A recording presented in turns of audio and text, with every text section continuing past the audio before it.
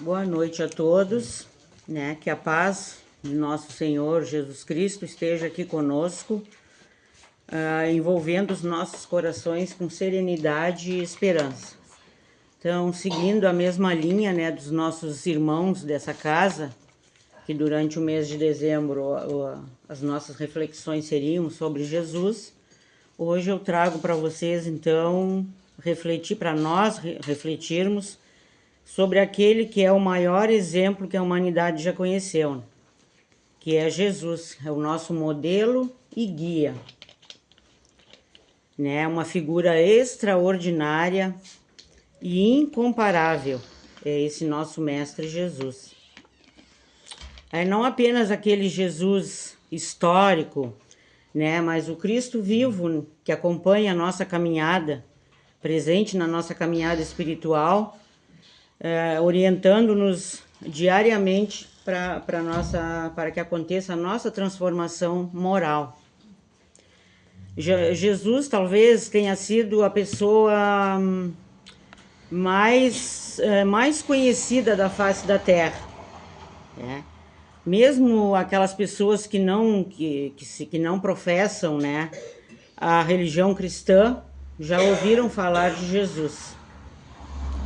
E conhecem essa figura extraordinária, que ele dividiu a história da humanidade em antes e depois dele. E os ensinos e a exemplificação de Jesus, a qualidade do seu caráter, o colocam no topo das figuras mais ilustres da humanidade. No entanto, os ensinos de Jesus deram origem a diversas escolas religiosas. Nós temos, então, a Igreja Oriental, nós temos a Igreja Ortodoxa, a Igreja Anglicana, nós temos a Igreja Católica, nós temos os Mormons, nós temos as diversas igrejas protestantes ou evangélicas e nós temos o movimento espírita. Todos cristãos, todas essas que eu citei, todos cristãos. Cada qual interpretando os ensinamentos de Jesus com algumas peculiaridades, E muitas dessas escolas religiosas, a figura de Jesus é adorada.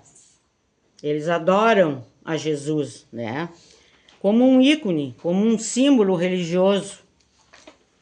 Emocionadas a olharem, para uma imagem de Jesus, movidas intimamente, as pessoas são tomadas de um justo sentimento de reverência, de adoração, de respeito, de admiração e até de esperança, Até de esperança, porque muita gente dobra os joelhos, faz oração, seja na frente de uma imagem de Jesus, seja em pensamento, fazendo seus pedidos, para aliviar uma dor, para aliviar uma tristeza, uma depressão.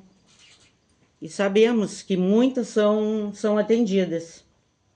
Aquelas realmente que têm fé, todo pedido que a gente pede, para a espiritualidade, a gente tem que acreditar antes já de ter recebido ele, de ter ganho essa graça. A gente tem que ter fé, nós temos que ter fé.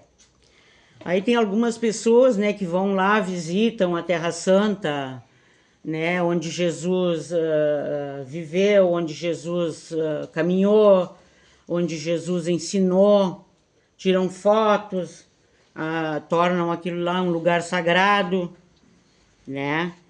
Tem todo um ritual aí de adoração por esses lugares por onde Jesus passou. Mas, na visão espírita, Jesus não se resume a uma figura para ser adorada, somente adorada. Ela não deve ser apenas adorada. O Evangelho não é apenas um conjunto de locais geográficos. O Evangelho não é apenas um conjunto de histórias, de narrativas históricas. O Evangelho é o código moral universal para a evolução espiritual, para a nossa evolução espiritual. Essa é a visão da doutrina espírita. O Evangelho serve para isso. Ele nos dá um direcionamento para a nossa transformação moral. Então, nós, enquanto espíritas, visitamos esses locais por onde Jesus passou com toda reverência e respeito? Sim, por que não? Podemos visitar, sim. Nós aprendemos sobre a história dos evangelhos? Claro, com certeza. Nós reverenciamos a figura de Jesus? É óbvio. Mas precisamos dar um passo além. Precisamos nos concentrar nos ensinos de Jesus, na exemplificação dele, seguir o seu exemplo. Não podemos ser somente historiadores e geógrafos do Evangelho. É preciso avançar, aprender, praticar, mudar a nossa conduta, né? Mudar o nosso comportamento, a nossa vida, com base na exemplificação incomparável do Mestre Jesus. Esta é a proposta da doutrina espírita. E é por isso que a doutrina espírita enxerga Jesus além de todas essas características das outras escolas religiosas, né? Ela enxerga Jesus como modelo e guia da humanidade. Modelo que deve ser copiado, modelado, guia que deve ser seguido. Aqui no Livro dos Espíritos, né, tem uma questão, né, que o Livro dos Espíritos é o livro fundamental da codificação do Kardec, que está na terceira parte do livro, onde fala das leis morais. A pergunta 625, que Kardec, né, nessa questão, né, nós temos uma definição do papel de Jesus no Espiritismo, do lugar ocupado por Jesus na doutrina espírita. Então, Kardec perguntou aos espíritos, qual o tipo mais perfeito que Deus ofereceu ao homem para lhe servir de guia e de modelo? Então, essa foi a pergunta de Kardec aos espíritos, né? E nessa pergunta aí, tem uma coisa assim que nos diz, né, que Deus nos ofereceu Jesus, mas não quer dizer que nós tenhamos aceito, né? Jesus ofereceu Jesus para nós seguirmos, mas não quer dizer que nós estejamos seguindo a ele, né? E aí, algumas coisas, então, né? Outra coisa que chama atenção nessa pergunta é qual o tipo? Tipo. Aqui, tipo, a gente interpreta como modelo, né? Como modelo, como molde. Qual o modelo mais perfeito que Deus ofereceu aos homens? Né? Então, a palavra tipo aqui está subentendida como um modelo. Né? Jesus Cristo, então, é um modelo a ser seguido, né? Então, né, como eu disse que Deus está oferecendo Jesus, não significa que nós estamos seguindo, né, que nós estamos modelando. Ele é o modelo, mas nós estamos modelando nossa conduta para que ela fique conforme a conduta dele, né? Ele é o guia, mas nossa vida segue os passos do Cristo? E nós aplaudimos o ódio, aplaudimos a mágoa, a exclusão, o preconceito, ou eu sigo Jesus na exemplificação da caridade, da fraternidade, do perdão? Então, são indagações para a gente pensar, né?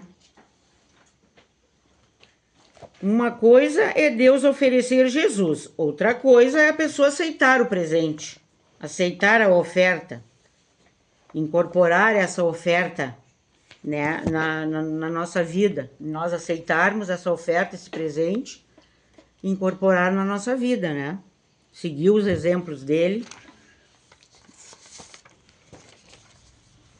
Então, como o tipo é o modelo, ele é um molde e nós seremos moldados. E aí, na resposta, os espíritos são diretos e objetivos. Eles simplesmente responderam: vede Jesus. Né? Quando Kardec fez essa pergunta a eles, eles simplesmente só responderam: vede Jesus. Vede, olhe Jesus. Esse é o tipo mais perfeito. Esse é o nosso modelo, né? E aí, quando Kardec comenta essa resposta, né? Quando ele comenta essa resposta, ele escreve um parágrafo extraordinário. Ó. Jesus é para o homem o tipo da perfeição moral a que pode aspirar a humanidade na Terra. Deus nolo oferece como um mais perfeito modelo, e a doutrina que ele ensinou é a mais pura expressão de sua lei, porque ele estava animado do Espírito Divino e foi o ser mais puro que já apareceu na Terra. Então, aqui ele escreveu, né, dizendo, né, nesse parágrafo, que Jesus é o Espírito mais puro que já andou por esse planeta. Né? É o Espírito mais puro. Então, Jesus é um molde da perfeição moral, da conduta moral.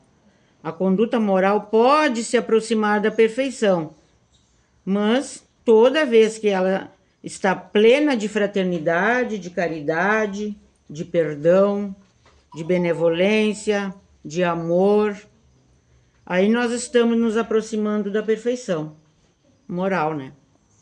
Para esta perfeição moral, Jesus constitui o modelo da Terra. E por que da Terra? Já foi falado várias vezes aqui em galáxias, em planetas, né? Que não é só isso que a gente conhece, que a gente aprende na escola, né?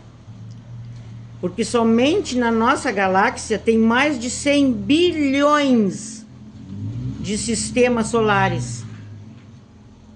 Cada sistema solar com seu conjunto de planetas.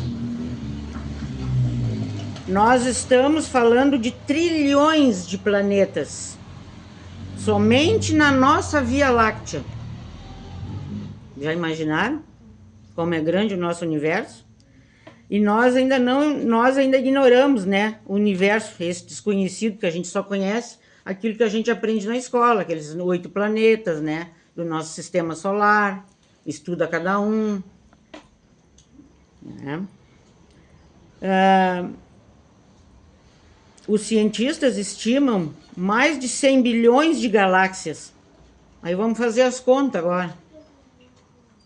É um número, né, incalculável. Então, nós vamos ter que ter muita paciência. Porque nós ainda estamos muito distante dos planetas celestes. Nós temos um bom caminho para trilhar ainda. Né? Os planetas,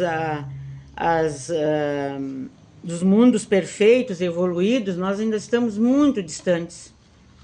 Nós precisamos aprender muito, seguir a exemplificação de Jesus, ser guiados por Ele.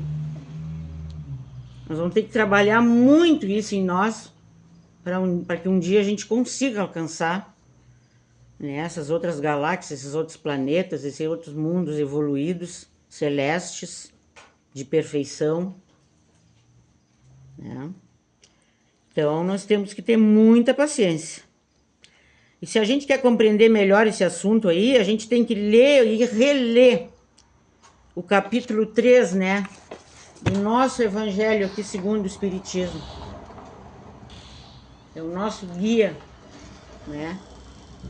O capítulo 3 aqui, o Kardec, ele foi bem preciso aqui, sucinto, quando ele diz que Jesus é o modelo da Terra, que é um modelo, né, a perfeição moral que a gente pode aspirar aqui na Terra. Quer dizer, então, que não existem outros modelos De repente alguém pode estar pensando, né, se perguntando, existe, mas não tão puro quanto Jesus, né? Tão puro, tão perfeito, não existe como Jesus. Jesus é o mais perfeito modelo de perfeição moral. E a doutrina que ele ensinou é a expressão mais pura da lei do Senhor, né? Das leis morais. Porque as leis morais, gente, elas são cósmicas, são universais. É para todo o universo. Não é só aqui para nós. Está aqui na terceira parte do livro dos Espíritos, né? Quem puder ler, né? Quem ainda não leu, de repente alguém já leu, né? Tá falando sobre essas leis. E essas leis, elas não são morais só da Terra, são leis morais que vigoram em todas as galáxias do universo. Todinhas. Né? São universais. É claro que toda galáxia, né, que todo planeta tem os seus cristos. Tem as suas escolas religiosas, que é bem diferente da Terra. Né? Tem tudo isso. Então, não estamos falando aqui de religião, de fronteira religiosa. Nós estamos falando de lei moral universal. Então, o ensino de Jesus é a expressão mais pura dessa lei moral universal. Nós precisamos compreender isso. Porque se nós não compreendermos isso aí, nós vamos começar a voltar a cultivar o evangelho e o ensino de Jesus de uma forma fanática, fundamentalista, exclusivista, preconceituosa. E vamos repetir os mesmos erros do passado. Vamos nos tornar religiosos fanáticos. Não é essa a proposta. A proposta aqui é a universalidade. Né? E aí Kardec conclui o comentário dele, né, dizendo que sendo Jesus o mais puro que tem aparecido na Terra, né, de todos que já encarnaram aqui, então Jesus é o espírito mais puro. Não tem outro, né? E é por isso que Kardec diz que o espírito divino o animava, né? Ele era animado pelo espírito divino, espírito de Deus. Deus, né, todo-poderoso, imaterial, soberanamente justo e bom, se manifestava através de Jesus. Então, gente, vamos procurar seguir esse modelo puro, cuja mensagem dele é o amor, né? Um amor que não se limita só às palavras, mas a atitudes, né? E que manifestem atitudes concretas. Jesus nos ensina que amar é renunciar a si mesmo em favor do outro. A gente sabe que esse tipo de coisa às vezes é meio difícil, né? Nós ainda somos seres humanos e que estamos tentando evoluir, aprender, estudando, né? E a gente muitas vezes abdicar de certas coisas em favor do outro é difícil, né? É pesado, a gente entende isso. Somos seres humanos e passivos de muitos erros, né? Mas as pessoas, elas não, né, não ficam errando por prazer, né? Muitas pessoas erram por ignorância do bem maior. Muitas vezes não se dão de conta que fazer diferente estão fazendo um bem maior, né, para o outro. E como saber se nós estamos seguindo os passos do Cristo? Né? Kardec também, né, nos oferece uma resposta clara no capítulo 17 do Evangelho segundo o Espiritismo. Reconhece-se o verdadeiro espírita pela sua transformação moral e pelos esforços que emprega para domar suas más inclinações. Então, né, a gente reconhece uma pessoa de bem, né, quando pela sua transformação moral.